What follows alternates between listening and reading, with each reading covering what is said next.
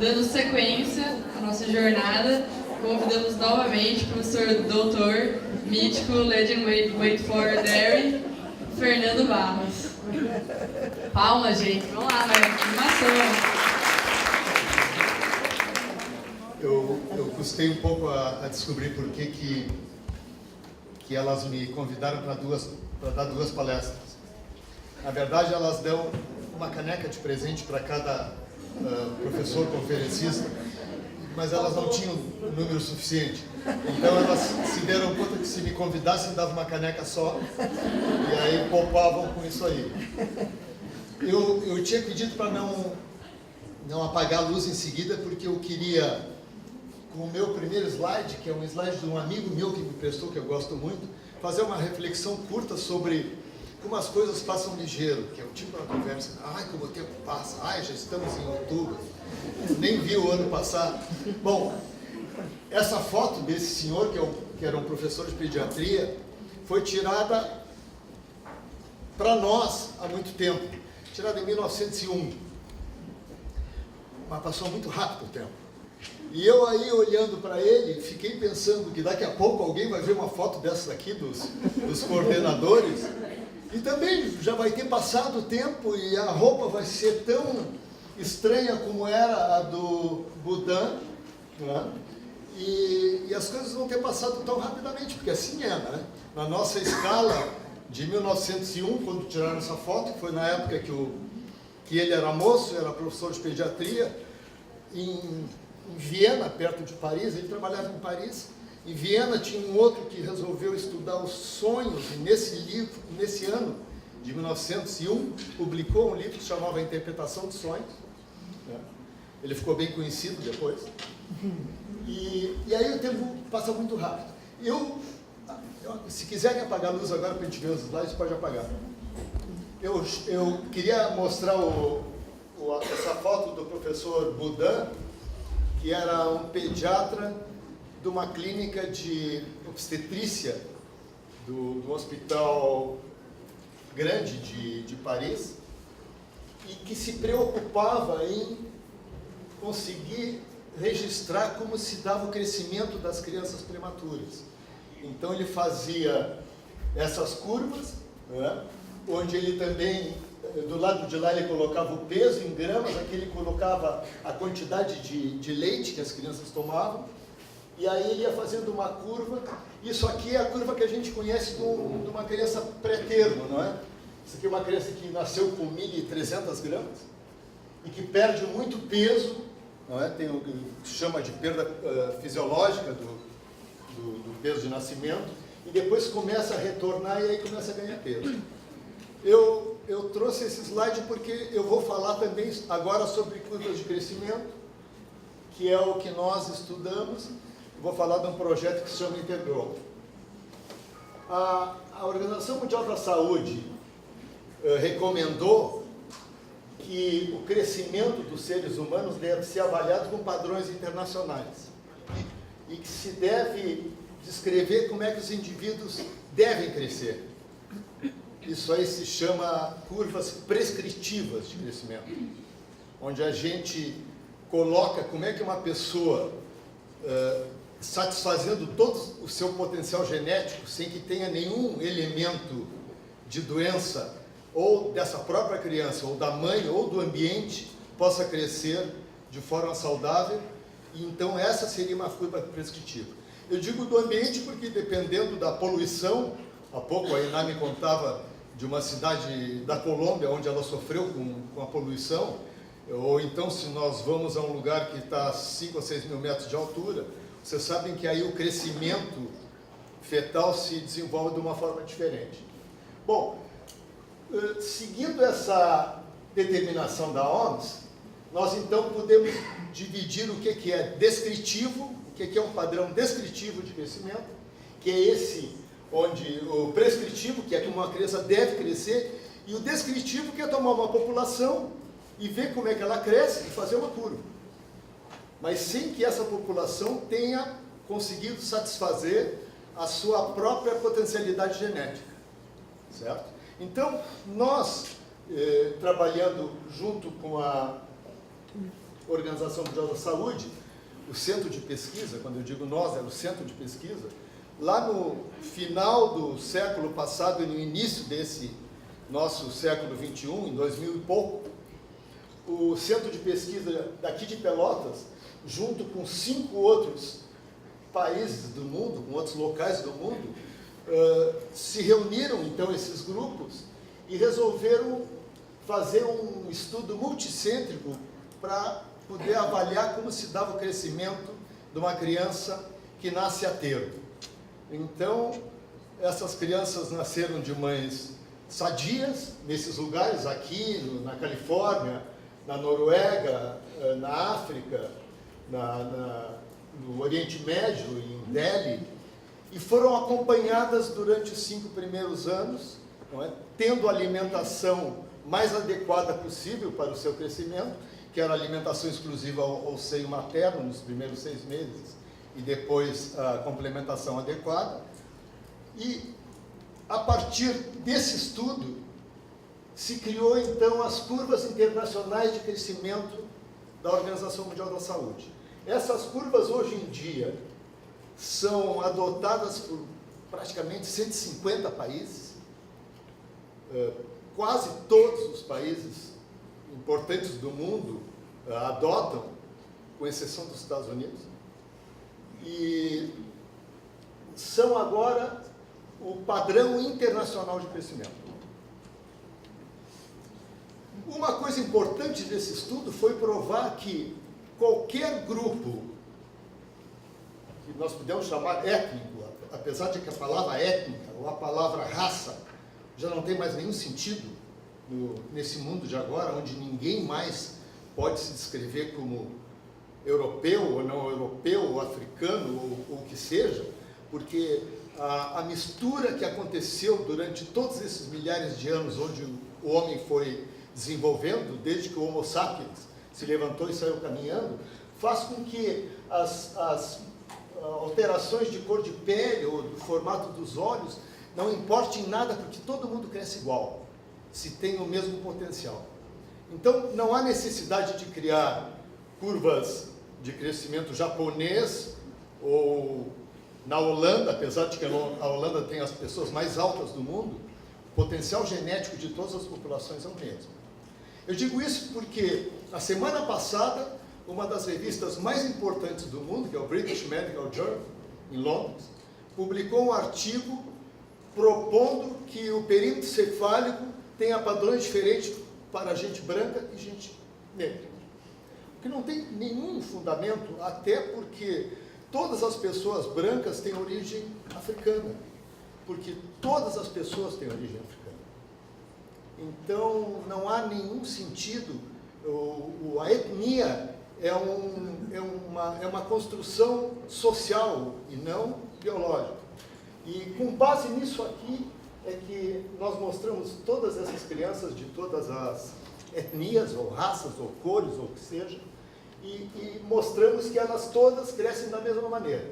Essas curvas foram adotadas pelo governo do Brasil e hoje fazem parte disso aqui que se chama Caderneta da Saúde da Criança. Toda criança que nasce no Brasil recebe uma caderneta dessas. São mais ou menos 3 milhões por ano. E dentro dessa caderneta, não sei se vocês já viram, tem muita coisa de desenvolvimento, muita orientação, é uma caderneta muito bonita, muito bem feita, e ela traz essa curva. Eu mostro aqui só a parte de perímetro cefálico, mas ela traz tanto o comprimento, como o peso, como o perímetro cefálico, e essa aqui é a curva que nós fizemos todos, né, incluindo as crianças que nasceram aqui em Pelotas, representando o continente latino-americano, e que agora fazem parte desse estudo mundial, que passou a ser referência internacional de crescimento de criança a termo depois do nascimento. Faltava o crescimento durante a gravidez, que nós não tínhamos esse padrão internacional, e por causa disso se criou esse consórcio que se chama Intergrow, onde a ideia foi repetir o estudo da Organização Mundial da Saúde lá de 2003, mas agora tomar mulheres no início da gravidez, sadias, com todo o seu potencial, e acompanhá-las durante a gravidez. Nós fazíamos ultrassom periódico cada 6 semanas, e acompanhamos então as pessoas para completar desde a concepção até um ano que nós não tínhamos a curva da OMS começa aqui. Então o Intergrowth foi criado para completar, desde que as duas células se encontram, como é que é o crescimento. Então, se vocês tomarem a curva, o que eu quero dizer é isso, quer dizer, da concepção até um ano é o Intergrowth. De um ano em diante é a curva da OMS. E a ideia então foi repetir a mesma metodologia e repetir o estudo. Nós aí tomamos centros diferentes, como nós tínhamos muita afinidade com o pessoal do primeiro estudo, eles nos convidaram para fazer parte do segundo, que nós aceitamos com o maior prazer. Então Pelotas entrou de novo, Estados Unidos, que tinha Davis na Califórnia, agora entrou um núcleo de Seattle, a sede do grupo está em Oxford. Nós tivemos agora um outro país da Europa que não era a Noruega, entrou a Itália, a China, etc. Então são 800, que representam as pessoas de todas as cores e tipos de rosto e formato que podem existir nesse mundo. Bom, o projeto é grande e, incluindo todos os centros colaboradores, engloba 18 países, são mais de 300 pessoas com cerca de 27 organizações no mundo inteiro. Por exemplo, a parte toda de entrada de dados foi doada para nós por um grupo de inovação e tecnologia da Cidade do México, um grupo que é de propriedade do Carlos Slim, que é uma das 3 ou 4 pessoas mais ricas do mundo e que se propôs então a ajudar o grupo do Intergrowth e cedeu os engenheiros para poder fazer toda a entrada online. Então, aqui vocês veem então quantas entidades se associaram, não é?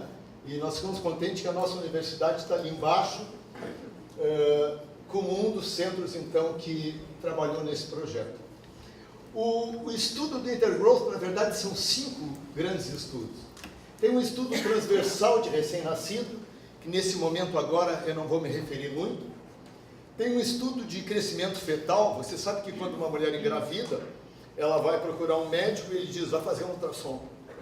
E aí ela faz um ultrassom e o médico diz, a senhora está com 12 semanas. Ele diz isso porque a máquina tem um programa, esse programa está baseado numa curva que determina que se a distância do topo da cabeça do pequeno feto até o final das costas é tal, de tantos milímetros, ele deve ter tantas semanas. Essa curva, que é usada em todas as máquinas do mundo, é totalmente obsoleta. Foi criada há muito tempo com uma população que não representava ninguém na Inglaterra, e nós resolvemos substituir. Então, esse primeiro componente do estudo de crescimento fetal foi feito para fazer curvas de crescimento fetal. Depois nós fizemos um estudo de acompanhamento de pós-natal dos pré-termos do estudo, porque a curva da OMS só tem curva para criança nascida a termo. E como nós temos no Brasil quase 15% de pré-termos, que é a maior taxa do mundo de criança pré-termo é a nossa, e o mundo inteiro tem cada vez mais nascimentos pré-termo, nós necessitávamos uma curva de boa qualidade para poder acompanhar o crescimento dessas crianças até elas se juntarem com as crianças nascidas a termo. Você sabe que uma criança que nasce com 32 semanas, uma criança deve nascer com 40 normalmente. Se ela nasce com 32 semanas, ela nasce 8 semanas antes. E ela cai num mundo que é muito hostil. E ela vinha numa situação que era mais ou menos de muito conforto, alimento através dos vasos umbilicais, e de repente ela tem então que gastar uma energia enorme para poder manter a temperatura, que era estável no útero da mãe, e buscar alimento, não é? Fora todo o estresse, aí ela perde muito peso. Então essas crianças precisam de uma curva especial de crescimento. E nós também estamos avaliando composição corporal de recém-nascidos e fazendo um estudo de desenvolvimento neuropsicomotor, onde também os padrões internacionais estão necessitando de novas medidas para esses novos tempos nossos. As crianças agora vivem num ambiente tão diferente que nós não podemos pensar que o desenvolvimento que elas tinham há 40 anos seja o mesmo que elas vão ter agora. As curvas de crescimento fetal, eu vou resumir um pouco, foram publicadas numa revista inglesa em 2014, e nós agora temos essas curvas aqui. Entre 33 semanas e 43 semanas de gravidez, a gente tem curvas que nos dizem onde deve ficar o perímetro cefálico, o comprimento e o peso ao nascer. Essas curvas têm um valor médio, acho que aqui eu ponho, tem um valor médio, não é? E depois elas têm valores que fogem da média, que são marcados em desvio padrão, e nós fizemos essa curva em desvio padrão e não em percentil, que é uma outra forma de se afastar da média, por demanda do governo brasileiro. O governo brasileiro já usava as curvas da OMS em desvio padrão, então nós agora, a pedido, fizemos essa curva também em desvio padrão. Aqui é uma curva de perímetro cefálico. Nós tivemos que acelerar a construção dessas curvas por causa da epidemia da Zika. Isso aqui é um pouco o gancho de uma coisa com a outra, né? Porque a OMS disse, o padrão que tem que ser utilizado para medir perímetro cefálico é o nosso padrão, o padrão da OMS. Mas o padrão da OMS é só para criança que nasce a termo. E eles não tinham um padrão de qual seria o perímetro cefálico normal de uma criança que nasce, por exemplo, com 36 semanas. O termo é aqui, 37 semanas. A criança que nasce antes não tinha nenhum padrão. Então, foi criado esse padrão, rapidamente foi traduzida essas curvas para poderem ser usadas nessa epidemia terrível da Zika, e agora vai entrar na próxima caderneta da saúde da criança, já no ano que vem.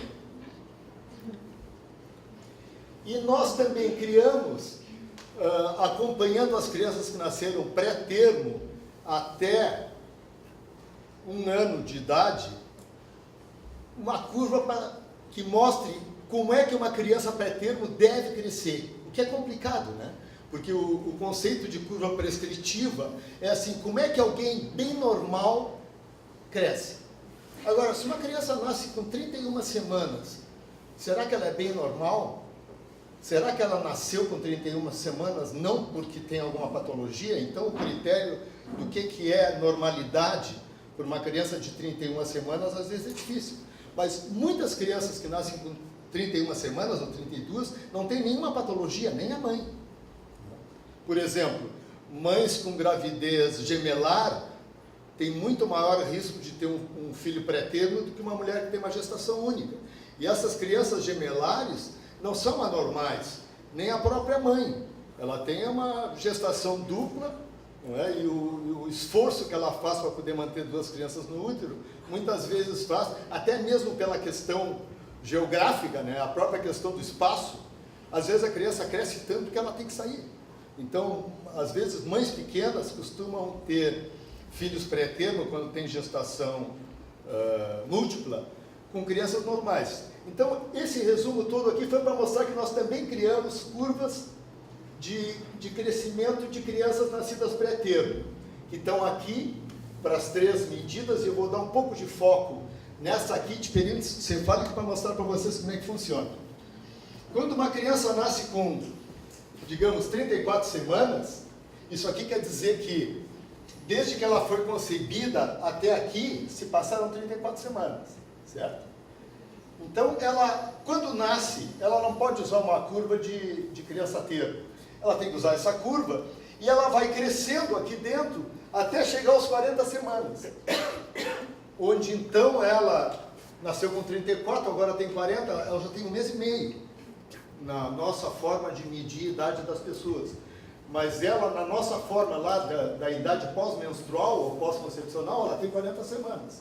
Essa criança que nasceu com 32, quando chega com 40, não é igual a uma criança que nasceu com 40. A que nasceu com 40 é maior, porque ficou na condição ideal intrauterina, enquanto que a outra está se matando para crescer durante 6 semanas, né? Sem saber sugar, perdendo calor desesperadamente, porque a superfície corporal do nenê pré-termo é imensa, não é? Então, o gasto energético é imenso, elas perdem peso, e elas só vão se encontrar com uma curva de uma criança normal quando elas tiverem 64 semanas pós-concepção.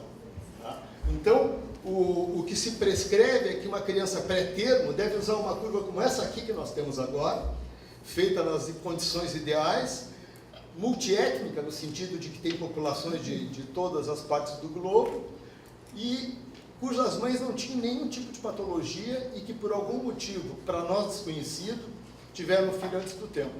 Evidentemente, elas não fumavam, não tinham nem excesso, nem falta de peso, não tinham nenhuma doença capaz de poder comprometer o crescimento do feto, como a pré-eclâmpsia ou qualquer outra coisa. Então, essas curvas são feitas nesse sentido. Então, como me pediram para ser muito rápido, eu tentei mostrar 2 pedacinhos desse estudo, que é muito, muito grande. Tem umas 40 publicações até agora, e essas curvas estão disponíveis por internet.